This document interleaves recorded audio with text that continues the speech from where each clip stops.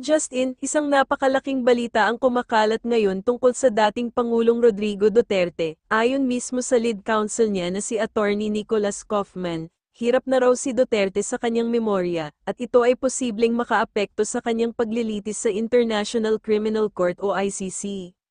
Sa pahayag ni Attorney Kaufman, sinabi niyang hindi na natatandaan ng dating Pangulo ang mahahalagang detalye tulad ng mga pangyayari, lugar, oras, at maging ang pangalan ng ilang miyembro ng kanyang sariling pamilya. Dagdag pa rito, hindi rin umano alam ni Duterte kung bakit siya nakakulong sa ngayon dahil sa ganitong sitwasyon, naniniwala ang kanyang kampo na magiging hadlang ang kanyang mahinang memorya para maunawaan niya ang mga proseso sa korte, pati na rin ang paggawa ng sariling desisyon na kailangan sa isang paglilitis. Dahil dito, naghain sila ng kahilingan sa International Criminal Court ng tinatawag na indefinite adjournment, ibig sabihin, ipagpaliban o itigil muna ng walang takdang petsa ang paglilitis laban sa dating Pangulo. Kung pagbabasehan ng international law, mahalagang malinaw na naiintindihan ng isang akusado ang mga proseso sa korte, kung hindi, maituturing itong paglabag sa kanyang karapatan, kaya naman posibleng ito ang tinutumbok ng depensa ni Duterte.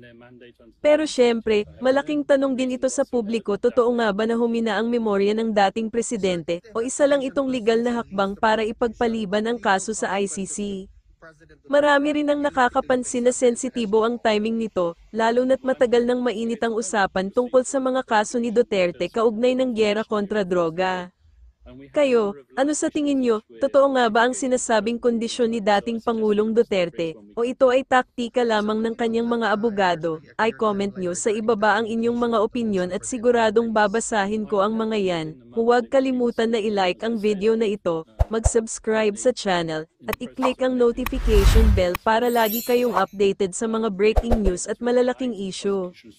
This outcome suggests about the ICC's impartiality and the integrity of its judicial process, especially in politically sensitive cases like this. I'm not going to impugn the impartiality or the partiality of the International Criminal Court. As far as I'm concerned, the judges are doing their job as they're expected to do, given their mandate under the Rome Statute. I have no reason whatsoever to doubt their integrity. Sir, if the investigation proceeds and leads to prosecution, what legal consequences could President Duterte realistically face under international law? Well, I'm hoping that this case won't proceed to prosecution because we have a confirmation hearing, first of all, and we have a number of live issues which we're litigating at the present moment in time. So I suggest we cross that bridge when we come to it.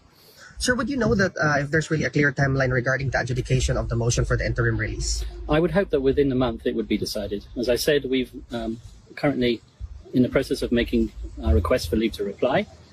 We